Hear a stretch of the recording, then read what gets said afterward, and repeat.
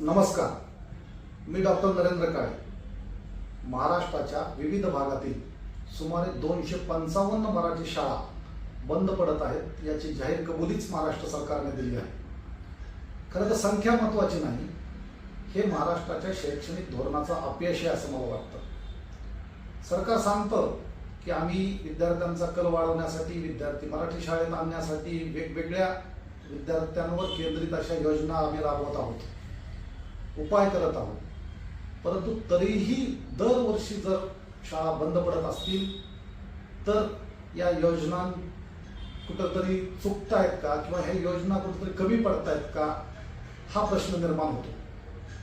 फक्त शाळा बंद पडत नाहीये तर त्यामधील शिक्षकही मोठ्या प्रमाणावर अतिरिक्त ठरतात. तसं तर 25,000 शिक्षक अतिरिक्त ठरतात असं दिसतंय, परंतु शासन ही संख्या जरी नाकारत असलं तरी देखील शिक्षक अतिरिक्त ठरतात हे मात्र खरे आहे.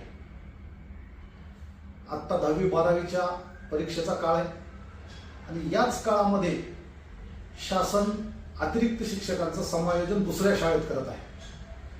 खरं तर हा कालखंड शैक्षणिक वर्षाच्या दृष्टीने अतिशय महत्त्वाचा कालखंड आहे आणि त्याच काळात ज्या शाळेची पटसंख्या कमी झाली तिथला शिक्षक दुसऱ्या शाळेत तुम्ही हलवत असाल तर त्या शाळेला अतिशय त्रासदायक आहे.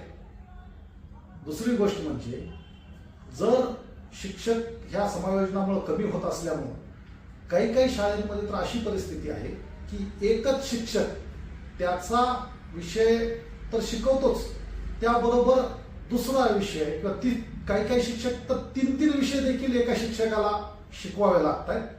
यामुळे निश्चितच त्या शिकवण्याच्या गुणवत्तेवर परिणाम होऊ शकतो आणि फक्त शैक्षणिक कामच नाही तर ह्या आपल्या शिक्षकांना शाळाबाह्यही प्रचंड कामे शासन सातत्यानं लावतं. एक प्रकारे ह्या कामाला शासन जुंपतंय असं मला वाटतं.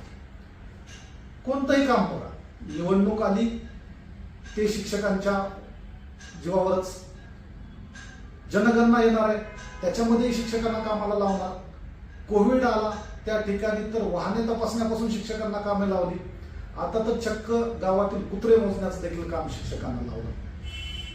जर शाळेत शिक्षक कमी, त्यातून ही कामे, त्याच्याबरोबर सातत्यानं काहीतरी ऑनलाईन माहिती मागवणे, ऑनलाईन हा फॉर्म भरा तो फॉर्म भरा, असं जर शिक्षकांच्या मागे असेल तर कशी मराठी शाळांची गुणवत्ता सुधारणार आणि कसा विद्यार्थी त्या शाळेकडे आकर्षित होणार.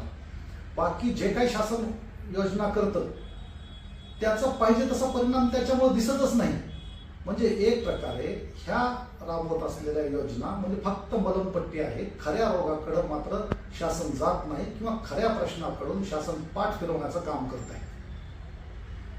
एखादा कारखाना किंवा एखादा उद्योग अडचणीत आला, आजारी पडला तर शासन त्याला तिथं मदत देतं अधिकची. परंतु आमची ग्रामीण भागातील मराठी शाळा जर थोडी अडचणीत आली, आजारी पडली तर तिला पूर्ण मारून टाकण्याचं काम शासन करतं. खरं तर त्या आजारी शाळेला अधिकची मदत केली पाहिजे. ते न करता शासन ती मग कशी संपेल याचा प्रयत्न करतं असं या सगळ्या धोरणावरून या ठिकाणी मला तरी जाणवतंय.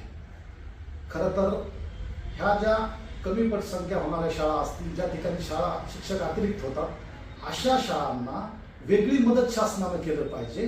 म्हणजे शासनांच्या उपाययोजना व्यतिरिक्त ती शाळा ज्या भागात आहे त्या भागातील प्रश्नांचा अभ्यास करून ती शाळा त्याच्यावर काहीतरी उपाययोजना किंवा काही उपक्रम स्वतःच्या नियोजनातून राबवू शकेल अशासाठी विशेष निधी दिला पाहिजे, तर ह्या मराठी शाळा टिकतील. दुसरी गोष्ट, किमान एका शाळेमध्ये प्रत्येक विषयाचा किमान एक तरी शिक्षक त्या ठिकाणी असलाच पाहिजे, ही दक्षता समायोजन करताना सरकारने घेतली पाहिजे. तर त्या सगळ्या विषयांना न्याय देता येईल आणि शाळेची गुणवत्ता टिकवून धरता येईल असंही मला वाटतं. त्याचबरोबर वेळोवेळी शिक्षक भरती देखील शासनानं केली पाहिजे.